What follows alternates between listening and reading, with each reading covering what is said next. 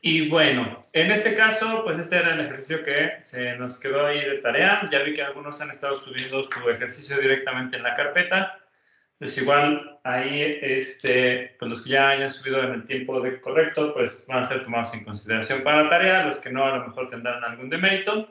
Pero he visto algunos de los ejercicios que han resuelto y como que hay algunas cosas que no están entendiendo en esa parte en específico. ¿Vale? Entonces, la intención ahorita es que yo, este ejercicio que dijimos, íbamos a resolver por el método iterativo de ART para la reconstrucción de la imagen, lo íbamos a trabajar directamente. Entonces, en este caso, acuérdense de las reglas del juego de este algoritmo en específico. Trabaja con 4 proyecciones en particular que repite operaciones algebraicas durante 3 pasos en específicos. Primero hacer columnas, luego renglones y luego diagonales, pero las diagonales se hacen en un solo paso en particular. Y entonces en este caso aquí, por consideraciones simplemente de que sea más sencillo trabajar con la aritmética, como sugerencia, yo voy a tener ahorita que solo voy a manejar una cifra decimal después de los enteros para nuestras operaciones y no voy a redondear, ¿sale? Eso significa que si me da 2.18 un resultado, no lo voy a redondear a 2.2, sino que lo voy a redondear a 2.1, ¿sale? Me quedo solamente con la primera cifra significativa. Y entonces en este caso pues tenemos que hacer directamente toda nuestra parte de la reconstrucción. Entonces ya habíamos visto también que mi paso 1 en este algoritmo correspondía con la inicialización. Y que en este caso yo inicializo todas con 0. ¿Vale? Y estimo mis proyecciones estimadas sobre estas de aquí. Y esto es 0, 0 y 0. En este momento, lo que toca hacer es calcular la diferencia entre mi proyección real correspondiente para cada una de estas proyecciones que yo tengo, 7 menos 0, 2 menos 0 y 17 menos 0,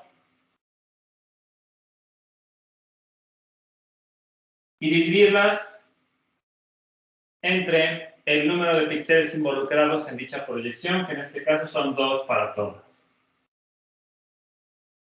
Y esto me da un resultado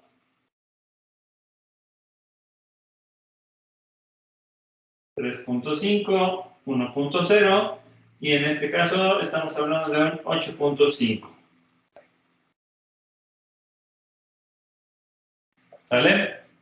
Entonces eso completa mi primer paso, lo que significa que al inicio de mi segundo paso, en esta imagen,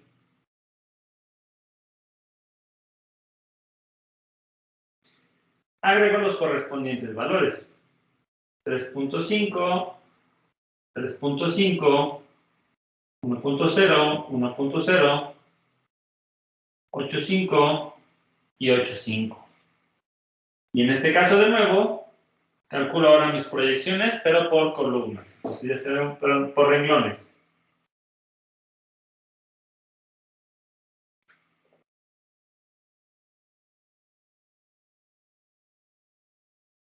Este no se ven. Por aquí dice renglones.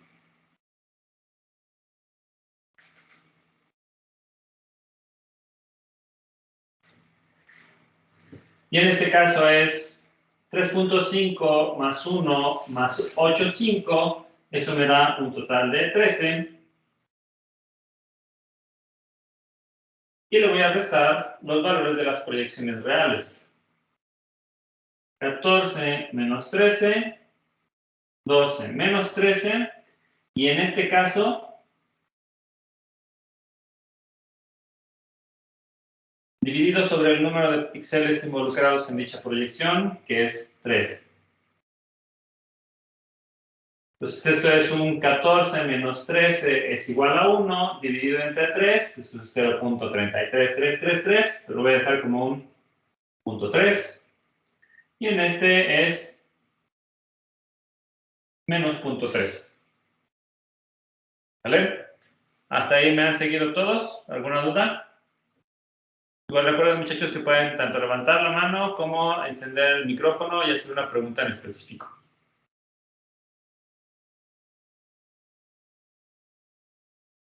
¿No? ¿Ninguna duda? Entonces, este 3 y menos punto 3, pues yo lo voy a agregar directamente a cada una de esas proyecciones por renglones que yo había agregado. Esto significa que en esta del primer renglón, a estos valores yo voy a sumar este punto 3, y entonces esto significa que yo tengo un 3.8, 1.3, 8.8. Y del otro lado le voy a restar menos 0.3 a cada uno de los del segundo renglón. 3.2, 0.7 y 8.2. Y este sería el inicio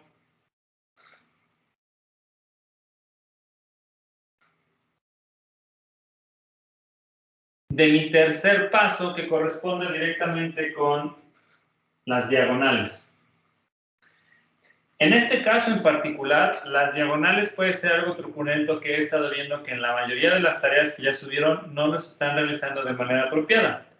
¿Qué han hecho o qué he visto que han hecho? Calculan primero unas, hacen las divisiones, calculan una nueva imagen y luego sobre esa otra calculan estas nuevas diagonales y calculan otra. Entonces eso significa que en lugar de tener 3 pasos, ustedes hacen 4. Lo cual, desde el punto de vista de la lógica de este algoritmo, es erróneo porque aquí solamente tenemos columnas, renglones y diagonales, y las diagonales se aplican de manera simultánea. Entonces, en este caso, lo que nosotros tenemos que hacer para poder resolver este tipo de ejercicios es poder estimar primero todas las diagonales y luego hacer la parte acumulativa respectiva para cada elemento en particular. ¿Vale? ¿Qué significa eso? Lo que significa es que digamos que ahora yo voy a tener divisiones o voy a asignar directamente a cada una de estas coordenadas diferentes diagonales. Vámonos por partes.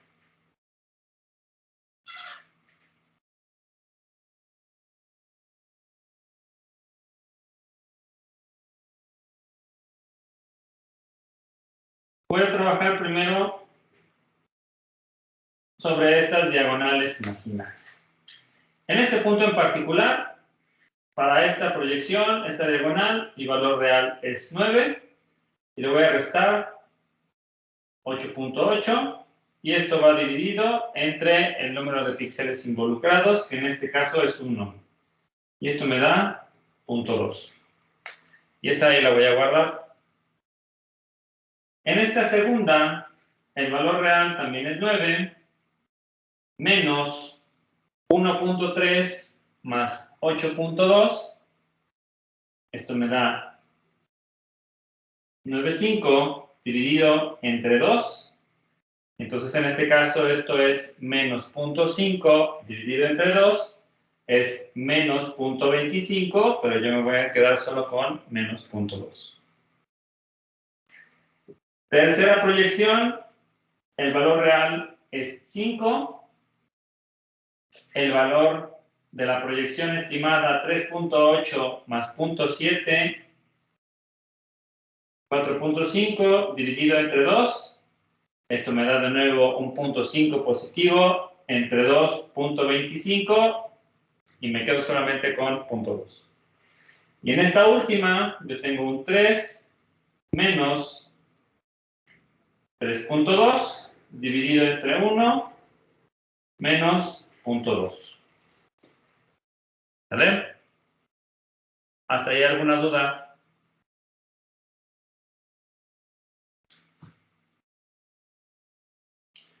Vámonos a calcular las otras.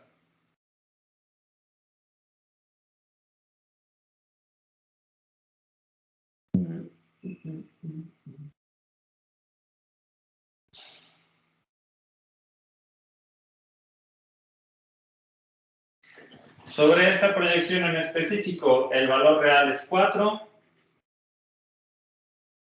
menos 3.8 dividido entre 1 igual a 0.2. Siguiente proyección, en este caso también es un 4 menos 3.2 más 1.3, 4.5 dividido entre 2, que son el número de píxeles involucrados. Esto me da un menos 0.2 o menos 0.25, pero de momento solo me quedo con menos 0.2. La otra proyección, esto es un 10 menos 8.8 más 0.7, 9.5 dividido entre 2, 0.2 positivo, y este último valor corresponde con 8 menos 8.2 entre 1 igual a menos 0.2. Ya tengo calculadas todas mis diagonales. Todavía no calculo la imagen resultante, pero yo ya tengo todas las contribuciones. ¿Sale? Entonces, como ya dijimos, lo que me dice directamente a mí mi algoritmo de reconstrucción es que yo tengo que hacer columnas, renglones y diagonales en esos tres pasos en particular. Voy a borrar un poco esto para que pueda calcular la imagen final. Pero aquí lo que hay que tomar en consideración es lo siguiente. Yo tengo que, por ejemplo, para este primer elemento de mi imagen, tengo involucradas dos diagonales distintas. Tengo este valor de aquí y tengo este valor de esta tercera contribución que tengo por acá. Entonces, lo que me conviene hacer en ese caso es ir definiendo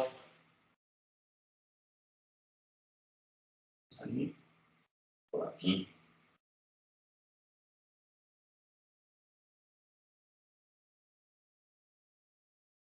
Coordenadas en la imagen. Ya tenía.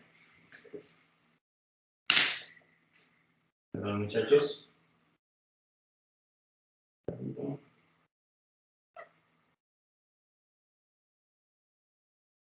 Que me permitan calcular esto. Yo voy a decir que esta es mi coordenada 1,1, 1,2, 1,3, 2,1, 2,2, 2,3. Y entonces hago mis estimaciones. En 1,1 yo tengo que el valor con el que inicié este paso de diagonales es 3.8 y voy a sumar o restar las proyecciones involucradas en la formación de este elemento en particular. Y como ya dijimos, corresponde con esta,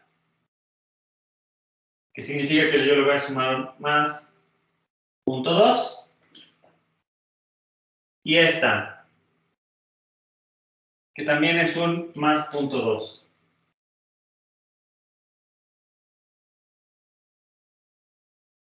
Y voy a hacer lo mismo para todos mis elementos.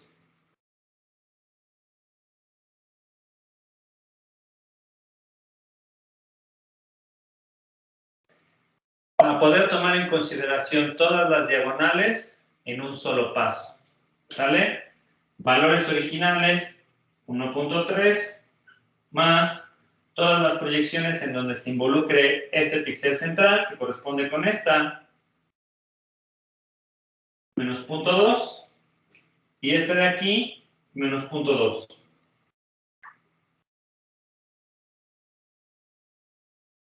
Punto 9.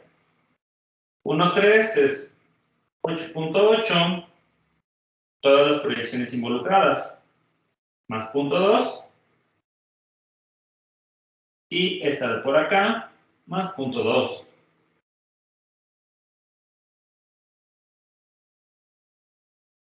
.1 es 3.2 y viene involucrada esta de aquí, que es menos 0.2, y viene involucrada esta de aquí, que también es menos 0.2.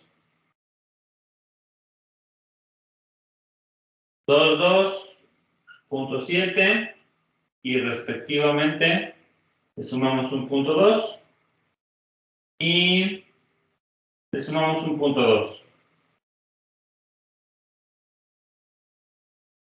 Y por último, 8.2 involucrados aquí es menos 0.2,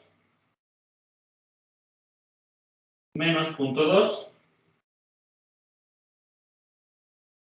7.8. Y estos valores son la imagen resultante final.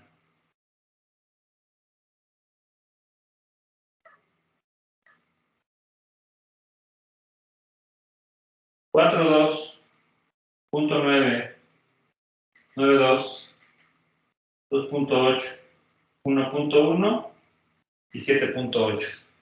Entonces, esta es mi imagen final.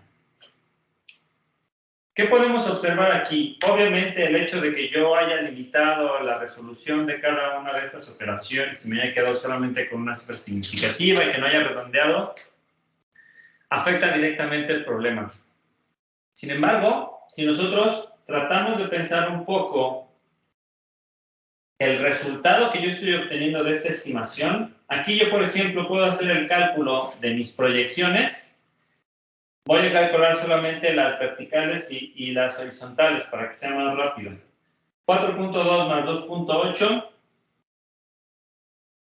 7. 0.9 más 1.1, 2. 7.8 más 9.2, 1, 7.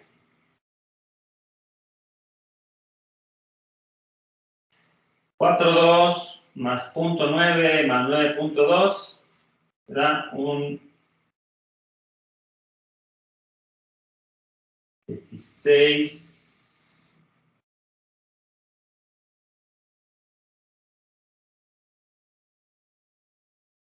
Entonces no es cierto.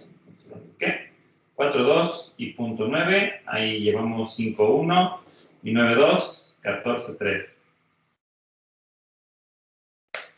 Y de este lado tenemos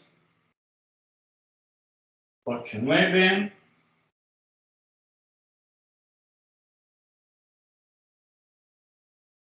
13.7.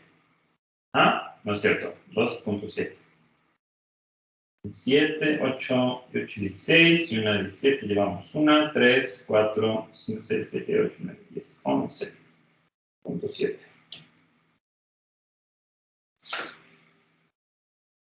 Si seguramente lo resolvieron como juego o como a algunos les quedó mágicamente, el resultado verdadero de esta imagen, de donde venían las proyecciones reales, es 4, 1, 9, 3, 1 y 8.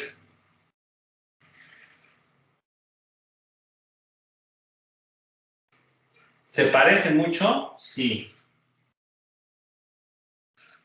¿Es exacto? No. Y es ahí en donde vamos a empezar a ver algunos problemas de la resolución directamente de este tipo de algoritmo iterativo, ART. Como solamente se hacen 3 pasos y considera esas 3 o 4 proyecciones distintas, aquí el algoritmo no me pide hacer otra cosa, solamente esos 3 pasos, lo que significa que no importa lo que yo haga, va a tener siempre un pequeño error el algoritmo. Y entonces en este caso, ahí vamos a tener una limitante importante, porque seguramente si yo pudiera tener más proyecciones involucradas, este resultado iba a ser más parecido a este. Se parece mucho en algunas proyecciones, pero sí tiene algunas diferencias importantes. ¿Va? A lo mejor algunos de ustedes sí entregaron la tarea de manera adecuada, resolviendo esto en solamente 3 pasos.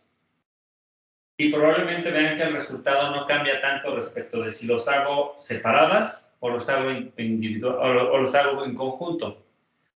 Eso es cierto, pero esta es una imagen pequeña. Cuando la imagen se va volviendo cada vez más grande, entonces en este caso es ahí donde vamos a tener problemas directamente, sobre todo en esta sección en específico. Tenemos esta baja resolución debido a que yo tengo solamente disponibles estos 3 pasos para este algoritmo en particular.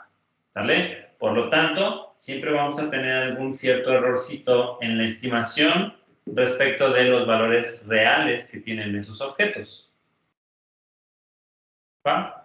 Pero siempre, como ya dijimos, iterativos, operaciones muy sencillas, y en este caso es un algoritmo súper rápido porque solamente considera esos 3 pasos en su algoritmo en particular.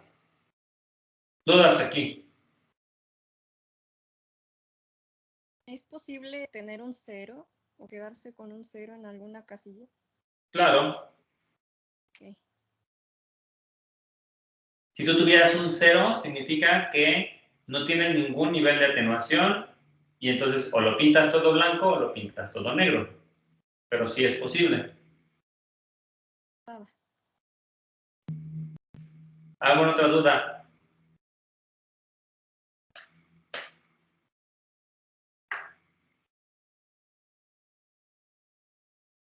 ¿No? ¿Todo súper claro? ¿Sí lo hicieron así? No. Bueno, entonces, mucho cuidado con esta parte, muchachos. Es ahí en donde toma el sentido directamente que no sea solamente como en el ejercicio que vimos directamente en la presentación, que estaba bien sencillito, bien bonito, ¿no? Este de una imagen cuadrada de 2×2 y que en las diagonales solamente considero estas diagonales mayores y el resto no lo tomo en consideración. Es un ejemplo de libro que usualmente se ocupa para que sea fácil de entender. Pero la realidad es que con este tipo de algoritmos, pues nosotros nos vamos a encontrar con esos problemas de resolución. Esa nitidez en los bordes no se obtiene porque solamente tenemos 3 pasos en el algoritmo. Razón por la cual funcionaba muy bien para estos primeros sistemas de tomografía porque era un algoritmo súper fácil de calcular y de implementar para la tecnología que existía en ese año, pero no era suficiente. Si se quería obtener una mejor resolución, había que pensar en alguna otra cosa. Y dentro de los métodos iterativos es que se inventó el método iterativo de retroproyección, el cual es un poquito más complicado, pero le permite tener un mayor control al usuario de la calidad del resultado que yo quiero tener a la salida. ¿Vale? ¿Dudas aquí antes de que veamos este otro método?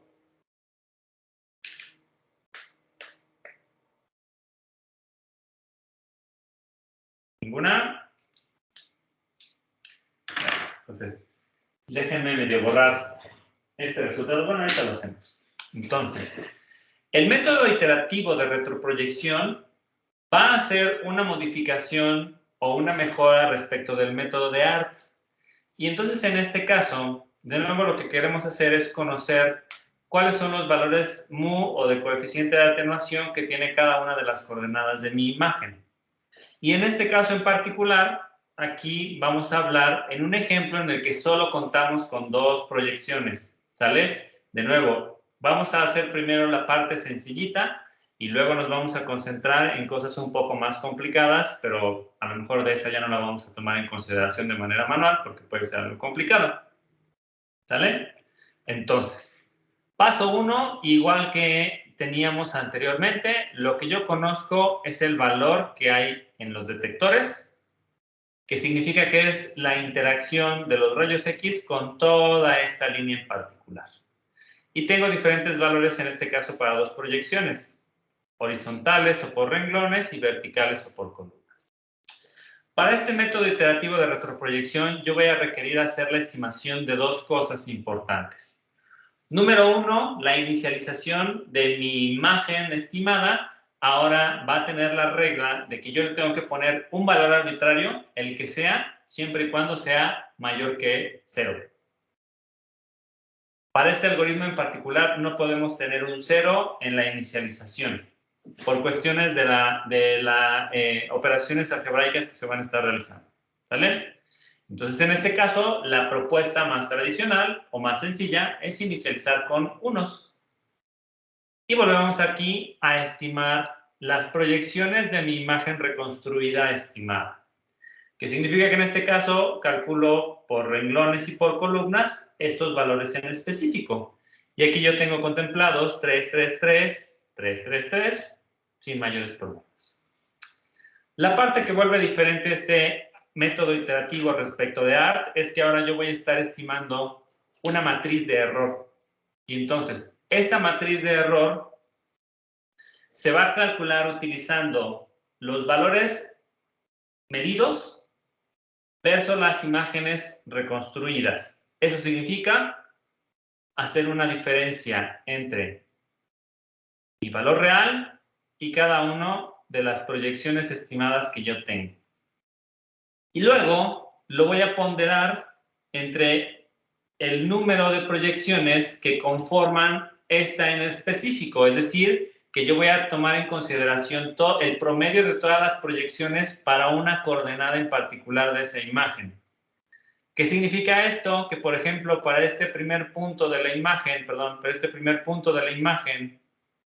1,1, están involucradas esta proyección vertical y esta proyección horizontal. ¿Vale? Y entonces en este caso primero tengo que calcular esta relación entre valor medido, valor estimado, más valor medido, valor estimado de la segunda proyección dividido entre 2. Y ese dato es el que yo voy a colocar directamente en las casillas de mi celda de error. ¿Sale? ¿Qué significa esto? 6 entre 3 me da 2. 3 entre 3 me da 1. Tengo que tomar el promedio de esas dos proyecciones. Eso es 2 más 1, 3, dividido entre 2, 1.5. ¿Sale?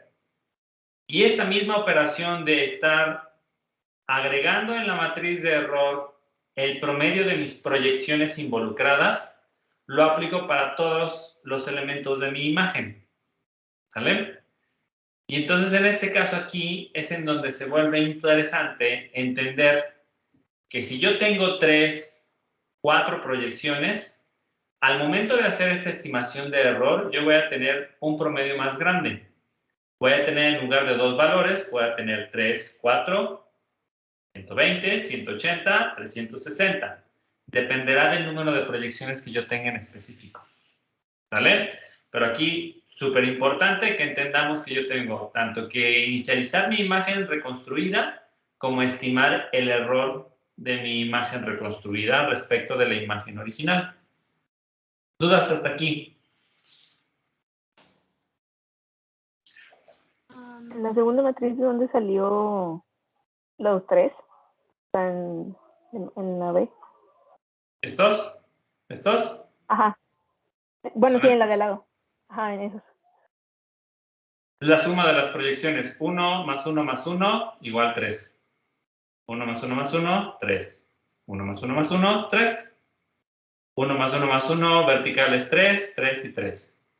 Proyecciones reales, proyecciones estimadas. Aquí por eso es 6 entre 3, el valor real dividido entre el valor estimado. 3 entre 3, valor real dividido entre el valor estimado. 10 entre 3, valor real dividido entre valor estimado y así sucesivamente. ¿Vale? ¿Más dudas?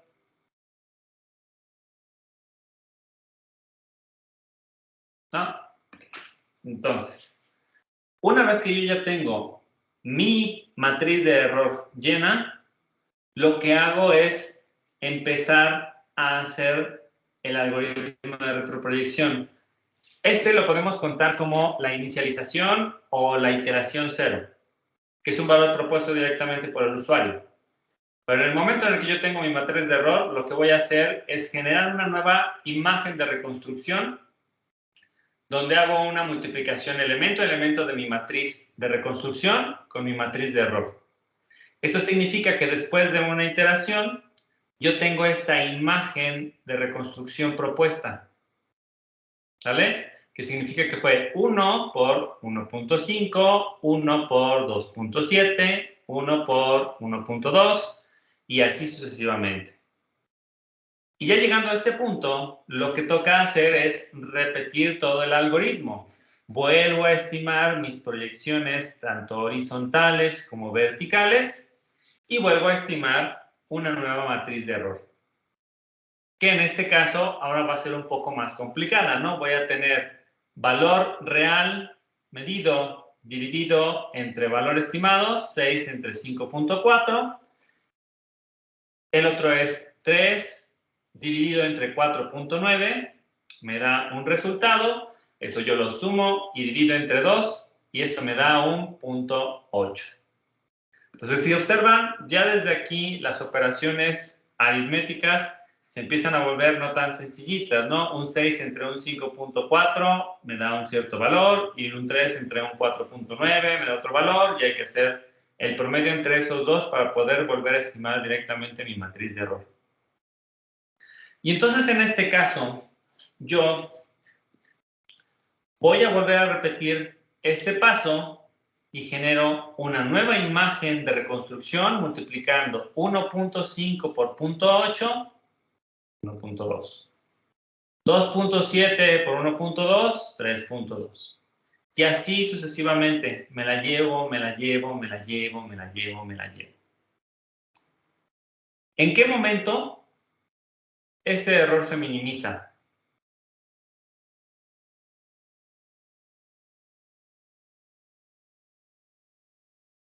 Pregunta para todos, muchachos. Siguiendo esta estructura tan sencillita de tener valor real dividido entre valor reconstruido y luego tener un promedio, para calcular esta matriz de error, ¿en qué momento esto se minimiza?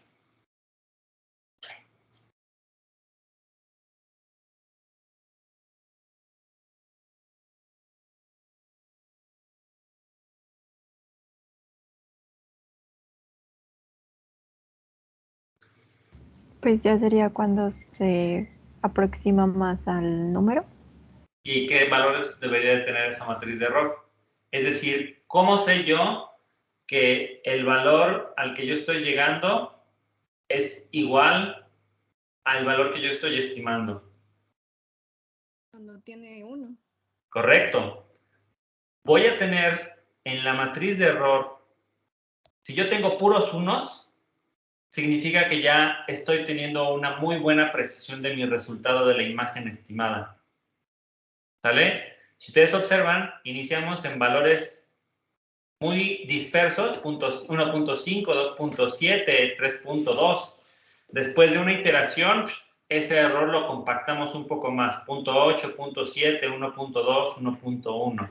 Con dos iteraciones, lo compactamos todavía más, 0.91, 1.04, 1.03, 0.96, 0.83. Entonces, en este caso, el objetivo de este algoritmo en específico es que consideremos que mi matriz de error, mientras más cercano a 1 estén todos los valores de la matriz, mejor va a ser el resultado de mi imagen reconstruida estimada. Y entonces, en este caso en particular, estos pasos se repiten hasta que el error sea mínimo o hasta que se cumpla el número de iteraciones que definió el usuario. Porque como estos pasos se pueden repetir, yo pudiera llegar a un punto en el que esta matriz de error ya no cambia, se mantiene estable directamente en valores muy cercanos a unos, pero no es que yo pueda mejorar mucho después de 5, 10, 15, 20, 1000 iteraciones. Entonces aquí nosotros establecemos un criterio de paro que va a ser en términos de la minimización del error. Yo puedo decidir a lo mejor de esta matriz, agarro el promedio de todos esos valores y ese valor mientras esté cercano en un 15% a 1, en cuanto se supere eso, ahí que se detenga el algoritmo. O defino el número de iteraciones que quiero que se repita esto. 2, 5, 100, 1000, 10,000. Y en el momento en el que se cumpla cualquiera de esas dos condiciones, en ese momento la imagen reconstruida se mantiene. Entonces, aquí, por ejemplo, si nosotros nos detenemos en esta segunda iteración, considerando que esta matriz de error ya tiene muchos valores cercanos a 1, pues obtenemos las siguientes proyecciones. 5.8, 6, 3.8, 3, 8, 6, 9, 5, 7, 5, 9, 5, 10, 6, 8, 7. Eso significa que esta imagen resultante no está tan alejada del valor verdadero. Todavía tiene algunas situaciones que me puedan generar un poquito de ruido, por ejemplo, estos valores en donde la diferencia es más de 0.5, pero de todas maneras es una matriz aceptable. Y aquí yo tengo la posibilidad de decidir si quiero mejorar la resolución, pues lo hago correr otra iteración o lo hago correr hasta que se minimice al valor que yo decida esta matriz de error. ¿Sale? ¿Dudas?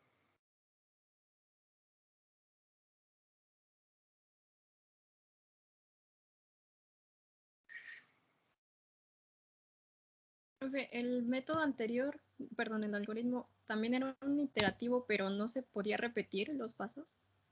Se repetían los pasos porque los repetías por columnas, por renglones y por diagonales. O sea, es iterativo en el sentido de que las operaciones que tú ocupas se repiten. Este lo puedes reconocer más iterativo porque digamos que los pasos siempre son los mismos.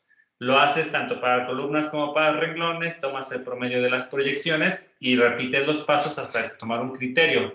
Pero la parte de definir algo como iterativo está más relacionado directamente con que el número de operación, bueno, el número y el tipo de operación que tú hagas sea el mismo. En el de ART, si tú observas un poquito esta cosa, los pasos se repetían. Calcular la diferencia entre las proyecciones reales menos las estimadas, divididas entre el número de píxeles de esa proyección. Y esos dos pasos los repetías para columnas, para renglones y para diagonales. Por eso se llama iterativo. Este en específico, aquí sí vamos a encontrar que hay que hacer esta estimación de reconstrucción, calcular una matriz de error, multiplicarlas las dos, y eso cumple una iteración, y repito todo exactamente igualito hasta que se cumplan mis iteraciones o mi condición de paro, pero ambos son considerados métodos iterativos, ¿vale? Porque las operaciones se repiten. No, va, gracias. ¿Alguna otra duda?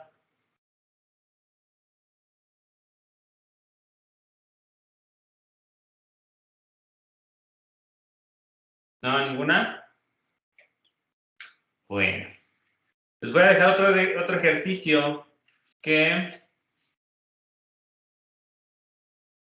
No, mejor se los dejo el viernes, porque el viernes, ahorita me acaban de avisar que hay como que una ceremonia que tengo que ir a fuerzas y es exactamente a nuestra hora de clases. Entonces el viernes les voy a dejar un ejercicio del método iterativo de retroproyección para que lo trabajen durante la hora de clase y también lo puedan subir antes de medianoche del próximo viernes. ¿Sale? Entonces, si tienen alguna duda en particular de este algoritmo, el momento es ahora. Profe, ¿Sí? entonces las veces que tenemos que repetir todo esto es las veces que nos digan o Sí. tenemos que llegar Las veces que hasta... define el usuario. En el ejercicio yo les voy a decir cuántas iteraciones, ¿no? Ah, Que ok. usualmente no pasaremos de 3 a lo mucho por la cantidad de operaciones que hay que hacer. Y luego, por ejemplo, en el método pasado nos dijo que no usáramos 2 decimales. En este, ya por ejemplo, ahí pues en la parte en donde es el G, ya tienen 2 decimales. Ahí ya tenemos que, ya después de eso, ¿seguiríamos usando más decimales? O... Aquí depende de la precisión que tú le quieras dar. Obviamente, esta es una captura de un libro. Si hubiera sido yo lo hubiera dejado nada más con una cifra significativa. 0.9, 1, 1, 0.9, bueno, perdón, aquí está. 0.9, 1, 1, 0.9, 1, 1, 0.8, 0.9, 0.9. Eso de todas maneras a mí me habla directamente de que hay algunos valores que todavía pudieran mejorar en su estimación. Mientras no tenga todos en 1, significa que eso se puede mejorar. ¿Sale? Pero aquí ellos muestran esa mayor precisión para que veas que sí hay valores que están cercanos a 1, pero no son 1. Ok, gracias. ¿Alguna otra duda?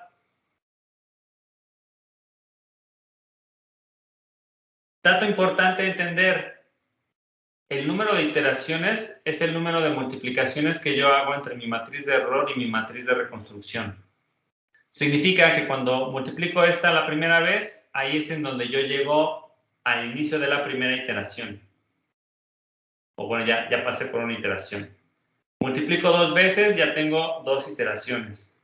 Entonces, si yo multiplicara esta con esta, ya tendría una tercera iteración porque tendría una tercera imagen reconstruida estimada.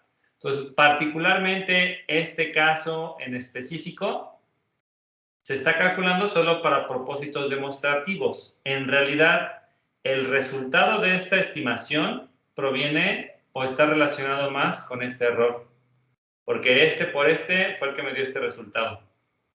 Si yo me quedo con ese resultado como mi imagen reconstruida, hay que tomar en consideración que proviene de la matriz de error de la iteración anterior.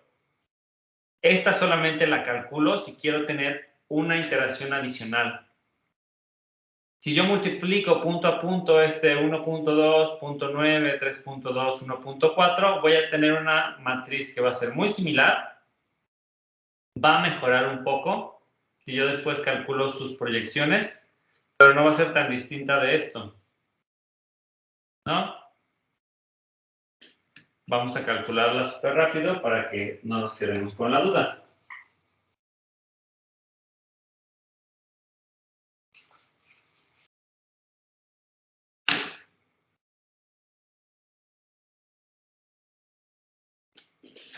Vamos a comparar.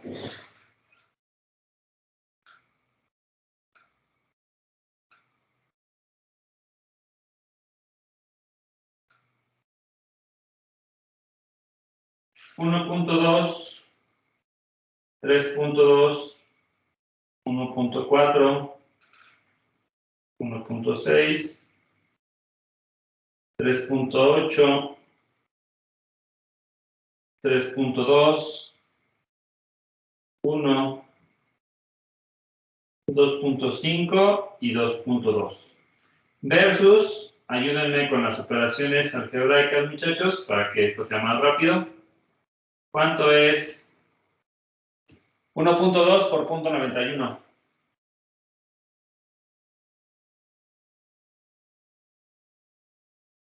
1.09. ¿Cuánto es 3.2 por 1.04?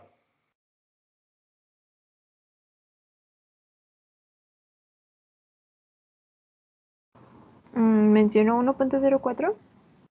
3.2 por 1.04. 3.32. ¿Cuánto es 1.4 por 1.03?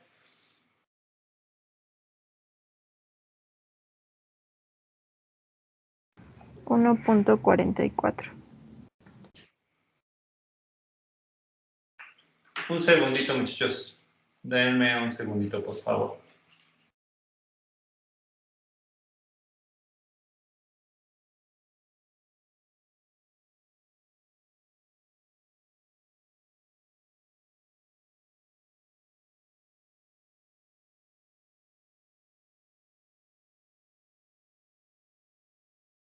Listo, muchachos, gracias. Entonces, ¿ahora cuánto es 1.6 por 0.92?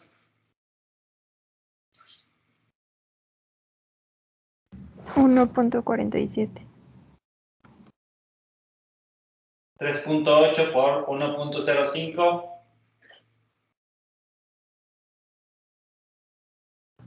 3.99. 3.2 por 1.04. 3.32. 3.83. 2.5 por 0.96. 2.4. Y 2.2 por 0.95. 2.09. Gracias. Si ahora estimamos las proyecciones, aquí vayan haciendo estas sumas, por favor, muchachos, en lo que yo pongo esto.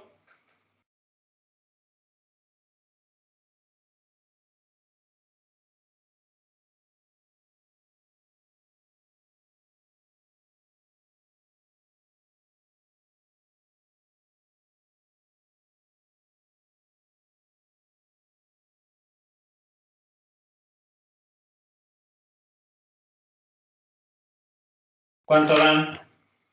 ¿Cuánto da esta primera proyección vertical? 1.09 más 1.47 más 0.83. 3.34. Gracias. Esta segunda, 3.32, 3.99 y 2.4.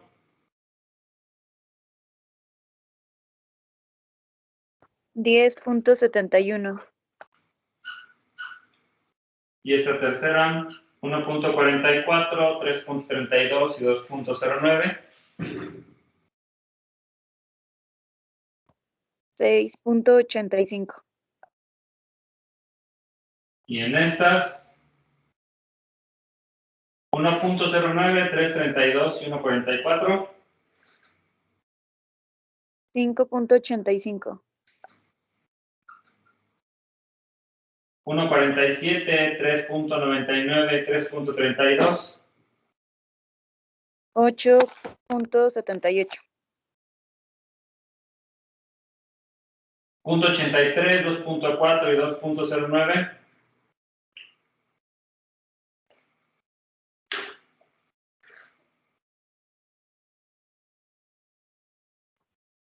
5.32. Gracias.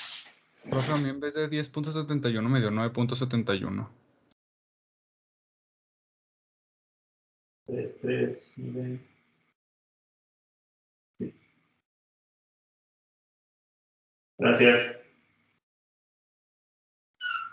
Si los comparamos versus las proyecciones reales, aquí era 6, aquí era 9, aquí era 5, aquí es 3, aquí es 10 y aquí es 7. Tomando eso en consideración, esta se parece más a estos de aquí, ¿no? Un poco más cercano, con el simple hecho de hacer una siguiente iteración. Entonces, este es con igual a 2, este es con igual a 3. Cada que avancemos otra iteración, si yo ahora sobre esta matriz vuelvo a calcular una de error y todavía no tengo esos valores muy cercanos a 1, seguramente yo voy a tener algo que me ayude todavía a estar más cerca de esto de aquí. ¿Sale?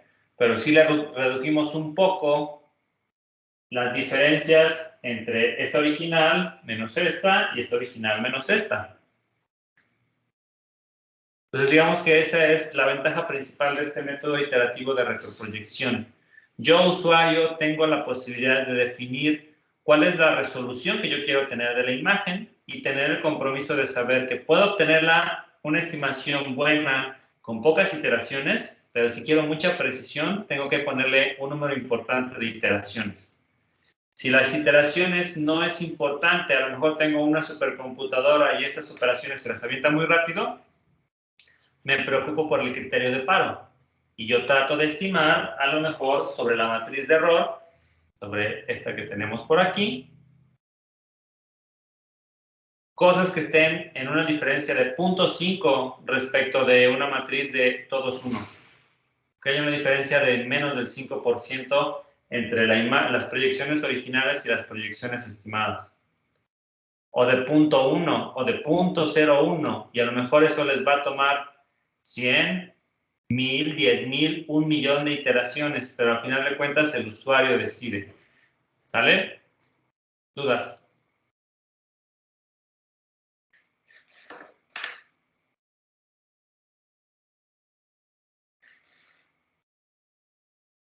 ¿No? ¿Ninguna?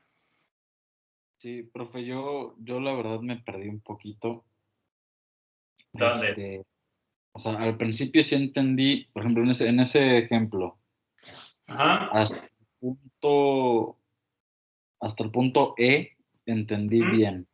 Ajá.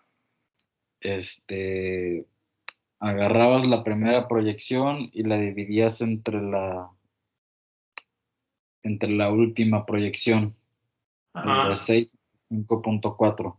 Pero ¿cómo sacaba el número de cada celda? Ahí Es el no me promedio. acuerdo. Esta división, 6 entre 5.4. Esta otra, 3 entre 4.9. Y luego eso resultado dividido entre 2, porque hay 2 proyecciones involucradas en este elemento. O sea, ¿se suman las dos divisiones? Sí, esto. Ah, ok. Ya, y así se hace en cada iteración. En cada iteración se hace lo mismo. Ok. En este algoritmo, si por ejemplo también lo que hace una diferencia respecto de ART, si nosotros, en este ejemplo solamente tiene 2 proyecciones, columnas y renglones.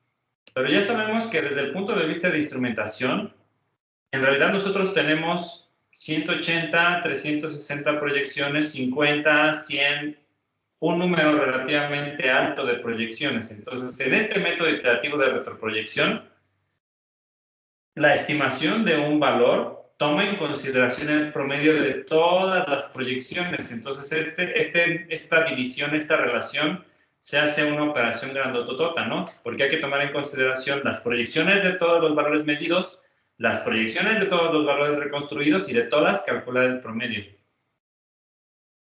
Por eso no es que sea así de sencillo, o sea, si esto lo meten ustedes a la computadora, se lo avientan súper rápido.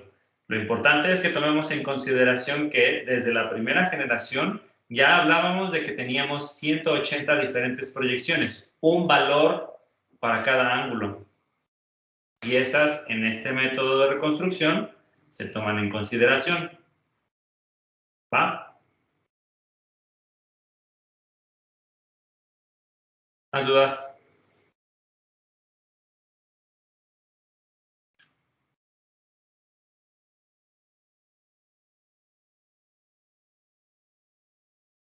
Bueno, asumirá que lo están asimilando y entonces, como ya comentábamos, el viernes yo les dejo un ejercicio de estos para que lo hagan a mano y haciéndolo así yo espero que se den cuenta de dónde están las cosas que no entendieron o a lo mejor pueden afianzar esta metodología para que vean que sí comprendieron perfectamente este método iterativo de retroproyección. ¿Vale? Entonces, en este caso, pues vamos a avanzar un poquito más directo sobre la presentación. Y hablaremos ahora de los otros tipos de métodos de reconstrucción de la imagen. Entonces, en este caso, podemos establecer que las ventajas de los métodos iterativos es que no se requieren métodos matemáticos complejos, tanto en ART como en retroproyección por iteración, sumas, restas, multiplicaciones y divisiones y párenle de contar. Independientemente de que yo tenga 2 o 180 o 360 proyecciones, las matemáticas son las mismas, las operaciones aritméticas básicas. Como solamente trabajamos con esas operaciones aritméticas básicas, la implementación de estos algoritmos es relativamente sencilla. Y como estamos calculando información de manera individual para cada uno de los píxeles de la imagen, entonces se dice que tenemos una alta resolución espacial. Y en este caso en específico, como tenemos cálculo para cada uno de los píxeles de la imagen, se menciona también que tenemos una disminución de artefactos, porque no estamos haciendo una estimación de la estimación y tomando un promedio sobre un grupo de píxeles o de voxeles, sino que yo me tomo la molestia de hacer un cálculo para cada uno de los elementos de la imagen. ¿Vale? ¿Qué desventajas hay? Porque obviamente estos no pueden ser perfectos. El cálculo de los resultados por iteración es relativamente lento porque necesitamos hacer todos estos pasos una y otra vez y usualmente si tenemos una condición de paro muy elevada, puede tardarse todavía mucho más. Es decir, si yo quiero a fuerzas que mi criterio de paro sea que se minimice muchísimo el error, a lo mejor me puedo tardar muchísimo. La reconstrucción de la imagen, por lo mismo de que los cálculos son lentos, pues la reconstrucción también puede ser relativamente lenta. Y como estamos hablando de muchísimas operaciones, se requiere de mucha memoria computacional. Es decir, que mi sistema computacional donde yo hago esta reconstrucción tenga memoria suficiente para poder alojar todas estas operaciones que deben de ser de punto flotante para poder obtener un resultado adecuado directamente de estos algoritmos iterativos de reconstrucción. Y uno de los datos importantes que debemos de tomar en consideración como su desventaja principal, yo creo, es que la calidad de la imagen depende de las condiciones de paro. ¿Cuántas iteraciones yo le voy a dar al algoritmo o hasta qué porcentaje de precisión yo quiero darle en esa matriz de error puede afectar directamente la calidad de la imagen? Si yo pintara estas dos imágenes en específico, estas imágenes resultantes que yo tengo en el pizarrón, este de aquí y este de acá, las imágenes como tal se parecerían mucho, pero habría una pequeña diferencia en términos de la resolución y a lo mejor en la delimitación de los bordes que yo voy a tener contemplados. ¿Sale? Otro punto que a lo mejor no está aquí contemplado, pero yo creo que vale la pena mencionar, es que también en estos algoritmos, sobre todo en el de retroproyección por iteración, depende mucho también de la inicialización que nosotros le vayamos a dar. Nosotros asumimos en esta inicialización que me convenía llenar de unos mi matriz inicial. Sin embargo, la regla del algoritmo no menciona esto. La regla del algoritmo lo que menciona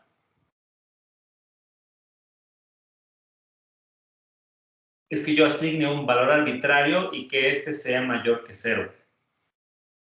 Esto significa que yo, sin problemas, para esa imagen, pude haber dicho, yo quiero tener punto 5, punto 3, punto 4, punto 2, 1, 5, 7, punto 6, punto 9, como valores de inicialización. Ahorita en el ejemplo pusimos puros unos para que el inicio de las operaciones matemáticas fuera relativamente sencillo, pero en realidad en el algoritmo tú le puedes poner lo que tú quieras de inicialización, ¿sale?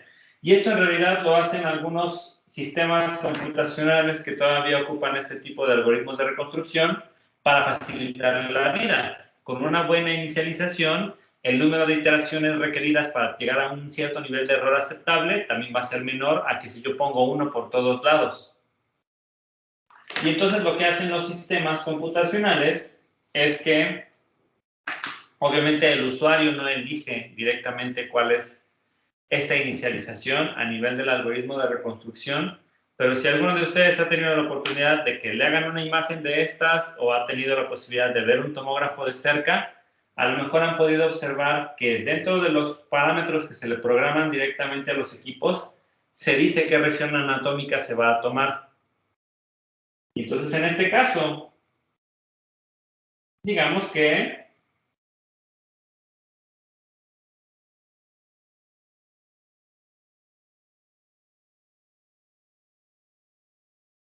yo ya estoy seguro que la imagen que me van a tomar es de tórax. ya hay una cierta morfología que está relacionada directamente con esta imagen. Y entonces yo tengo definido cuál va a ser el tamaño de la imagen y el tamaño de la región anatómica que yo voy a estar midiendo, y más o menos sé en dónde van a estar las regiones de interés. Pues yo ya sé que en ese caso, para ayudar a converger más rápido este algoritmo de iteración, a lo mejor aquí yo pongo valores cercanos al 0. No le puedo poner seno, como dicen en las reglas, pero le puedo poner 0.1.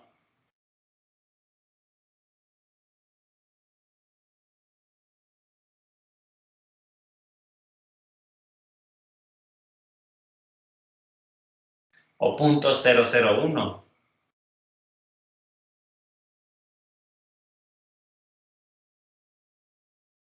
Y luego, de las regiones en donde voy a tener información, a lo mejor yo ya sé que lo que me importa es estas secciones en donde tengo regiones de la caja torácica, en donde tengo regiones de tejido blando, y entonces en ese caso a lo mejor yo ya sé que donde tengo mucha intensidad, a lo mejor a mí me conviene poner valores altos, porque voy a tener estructuras muy densas.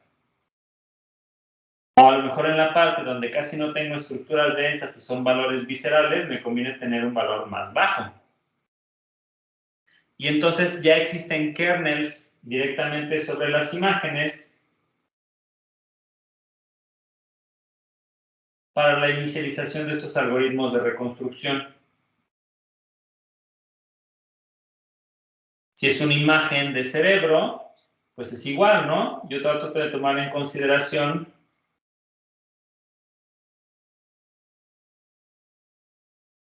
que sobre esos píxeles va a haber una estructura súper densa que es el cráneo. Y aquí voy a tener otros en otra tonalidad. Y afuera no hay nada. Entonces, eso me permite definir un kernel y poner unos números a la inicialización que me permitan mejorar el tiempo de resolución de esta problemática en específico. ¿Vale? Entonces, esto digamos que es un truco que usualmente hacen los sistemas de imagenología para ayudarles a que el método converja mucho más rápido. ¿Dudas hasta aquí?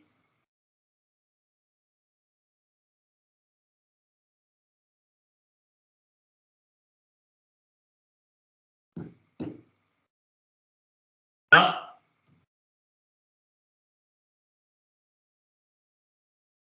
¿Ninguna? Va.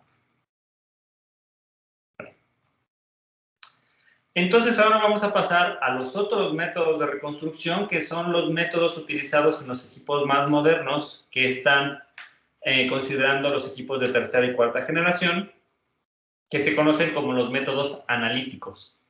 Entonces, la diferencia más importante entre los métodos analíticos y los métodos iterativos es que estos métodos analíticos reconstruyen la imagen directamente con los datos de las diferentes proyecciones, usualmente en un solo paso. No es necesario hacer una comparación entre datos medidos y proyecciones y generar un modelo de reconstrucción o calcular una matriz de error. Esto no le importa a los métodos analíticos, y más bien lo que hacen es que utilizan una función matemática un poco más compleja que en un solo paso me haga la reconstrucción de toda la imagen. Entonces, en este caso, es por esta razón que está pensado particularmente para los sistemas de tercera, cuarta generación, porque son los sistemas que fueron creados cuando los sistemas computacionales eran un poco más potentes para poder hacer este tipo de operaciones matemáticas más complejas.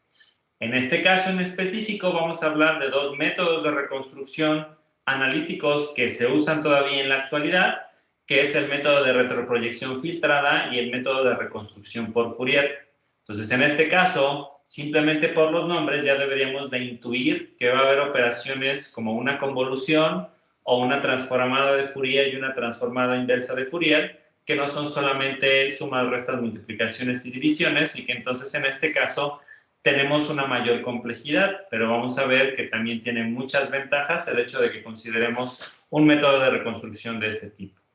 ¿Va? ¿Alguna duda hasta aquí?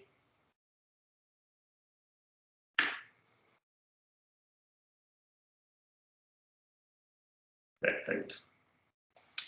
Comencemos con el método de retroproyección filtrada. Entonces, en este caso, tenemos que hablar primero de un concepto que es fundamental y que en este caso es el concepto de la retroproyección simple. ¿Qué significa esto? Pues nosotros imaginemos directamente que si yo me encuentro de este lado con mi tubo de rayos X y que me genera todos estos haces que inciden directamente en el cuerpo, y aquí yo tengo una estructura. Este cuadrado representa el cuerpo de mi paciente y esta bolita representa otra cosa, una costilla, un corazón, otra estructura anatómica. Cuando estos rayos atraviesan directamente a mi paciente, en donde solamente está en blanco, yo ya sé que eso tiene un cierto valor y que yo puedo asumir que no hubo atenuación y esto me representa un valor prácticamente de 0. Pero por donde hay una estructura con una densidad distinta, aquí va a haber una atenuación y esto va a generar directamente un valor diferente en mis detectores. Ya sabemos que entonces en este caso, para todo este punto en específico, a eso lo podemos llamar una proyección, para un ángulo en específico en el que tuvimos esa adquisición. Pues entonces en este caso el concepto de retroproyección significa básicamente que sobre mi imagen de reconstrucción, este valor que yo obtuve de la sombra de este objeto en específico, lo voy a retroproyectar sobre la imagen como un valor constante. Y entonces en mi imagen de reconstrucción, para ese ángulo en específico, yo tengo esta imagen, yo tengo estos valores en 0 y estos valores que tienen una cierta sombra. Y lo pongo como un valor constante. ¿Vale? Entonces, en este caso, a eso le llamo yo una retroproyección simple. Hago una estimación en una proyección, veo cuáles son los valores que yo tengo en los detectores y esos valores tal cual los regreso en el mismo ángulo sobre la imagen. ¿Vale? ¿Hasta aquí alguna duda?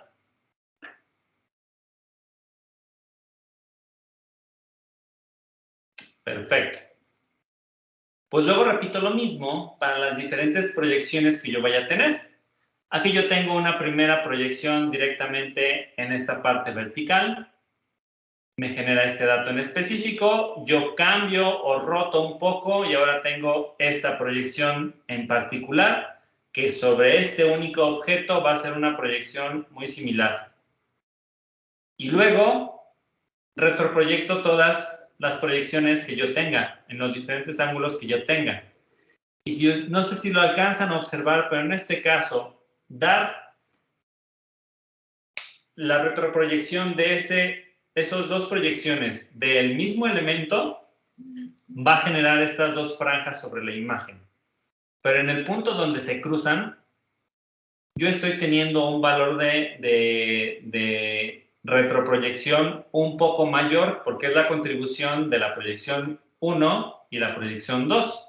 Es decir, que aquí es un poquito más gris que fuera de ellas. Y entonces en este caso, este punto donde se cruzan es el que me ayuda a identificar en dónde se encuentra un objeto dentro de mi imagen. Y entonces en este caso es posible hacer la reconstrucción de la imagen retroproyectando dependiendo de todas las proyecciones que yo tenga alrededor de mi objeto. ¿Vale?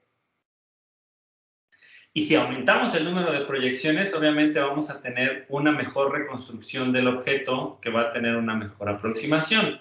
Entonces, si nosotros vamos de 2 a 4, a 8 o a 16, vamos a empezar a observar que la ubicación del objeto que yo tenía empieza a verse mucho mejor. Sin embargo, también vamos a empezar a observar que se va a generar este efecto como de estrella y que este efecto se va haciendo cada vez más grande conforme yo aumento el número de proyecciones. Entonces, en este caso en específico, pues podemos observar también que el objeto que a mí me interesaba buscar, sí lo estoy localizando, pero se empieza a ver cada vez más difuminado. Y este efecto es debido directamente a la retroproyección simple. Yo estoy mandando los datos tal cual como una constante, los retroproyecto y obtengo este tipo de situaciones. Si yo aumento a 180 proyecciones, que es el número a lo mejor con el que voy a estar trabajando, pues entonces en este caso voy a generar estos objetos que no me está definiendo verdaderamente lo que yo tengo presente en la imagen, sino que muestra una cosa como que muy borrosa o que tiene este velo o fenómeno de estrella, así se le conoce. Entonces son imágenes que tienen poca nitidez y entonces en este caso son imágenes que sí me permiten ubicar los objetos dentro de mi imagen, pero me los está mostrando muy borrosos y aquí es en donde es necesario aplicar algo para que yo tenga un mejor resultado en la imagen. Y entonces en este caso no trabajamos con la retroproyección simple, sino trabajamos con la retroproyección filtrada. ¿Sale?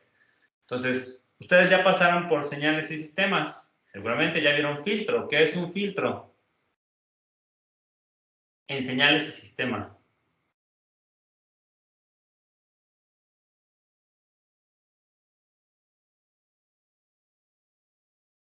Pedro Alejandro Huerta, ¿qué es un filtro?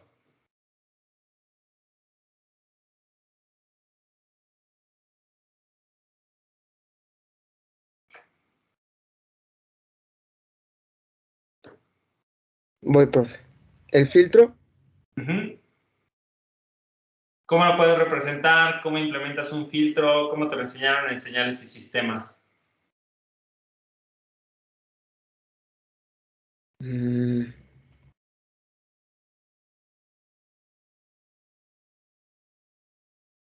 O en circuitos, si quieres.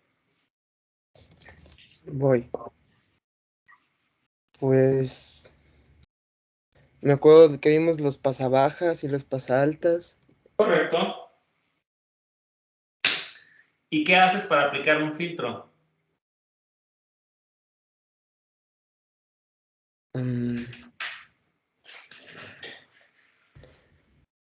No recuerdo muy bien, profe. Es de la señal, a partir de la señal, pero no me acuerdo. Yo tengo una señal, la que yo quiera, y por ejemplo lo que mencionó su compañero, yo defino una función de transferencia que me define el comportamiento de un filtro. ¿Y esto es un filtro qué?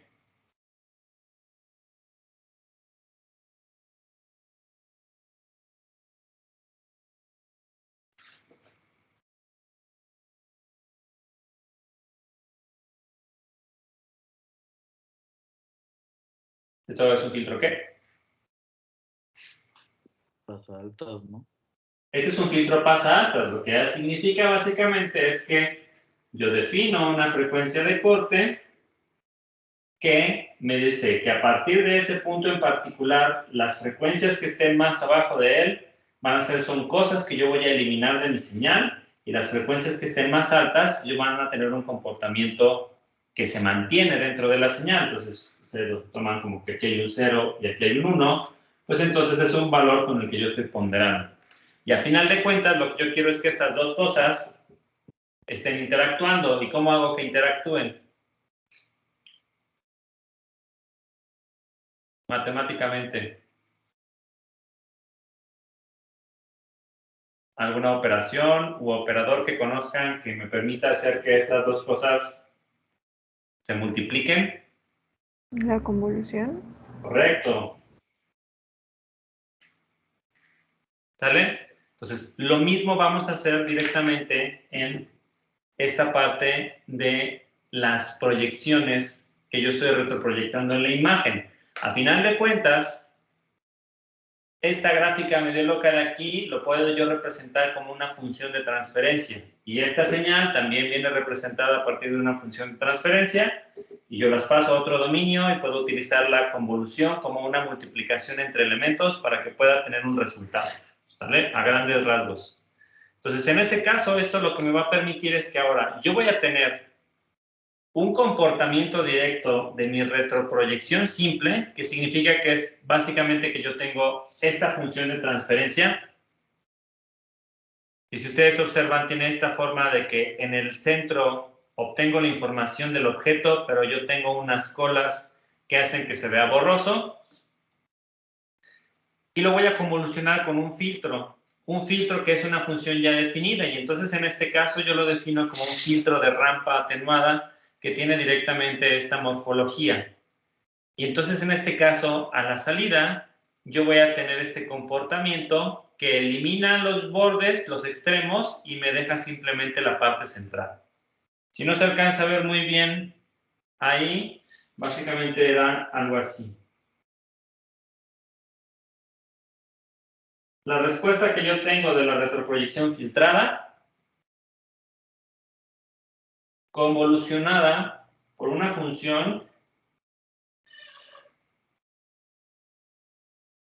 que prioriza la información en el centro y penaliza a los extremos. Y esto lo que me va a generar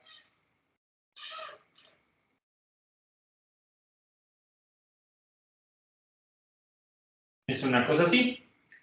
Este filtro lo que me está diciendo es que en una distribución los extremos de la gráfica yo los voy a restar entre sí y sumo las contribuciones en la parte central.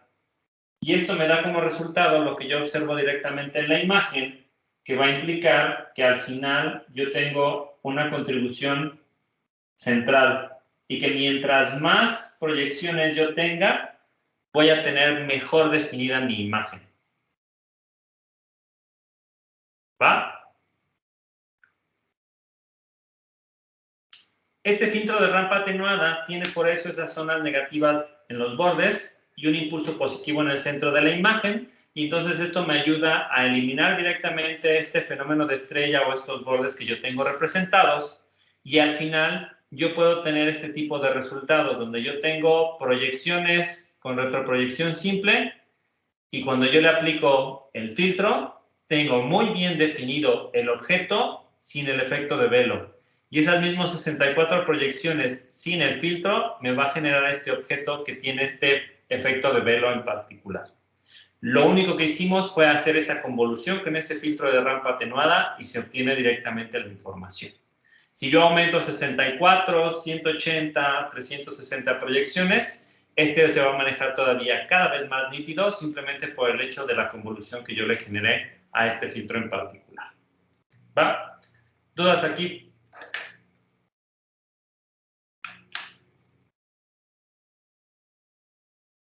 Profe, entonces esto se podría decir que es como para mejorarle la calidad. Claro. Aquí no te estás preocupando de si tienes que hacer una operación matemática o no. Si tú ya tienes la información de las 64, las 180 o 360 proyecciones, aplicas retroproyección filtrada con una convolución a este filtro de rampa atenuado y en un solo paso obtienes toda la imagen. No piensas en iteraciones o en comparaciones o divisiones, restas, sumas, no, nada. Directamente esta parte de hacer esta convolución entre una cosa que tú defines, que es el filtro, y el resultado que tú obtienes de las retroproyecciones simples. ¿Va? Sí. Ya acabo de dar cuenta que ya me emocioné, muchachos. Ya son las 2:30, como habíamos comentado. Entonces, voy a detener la clase del día de hoy hasta aquí. Y bueno, para que tenga tiempo de ir a comer antes de su siguiente clase. Y entonces, en este caso,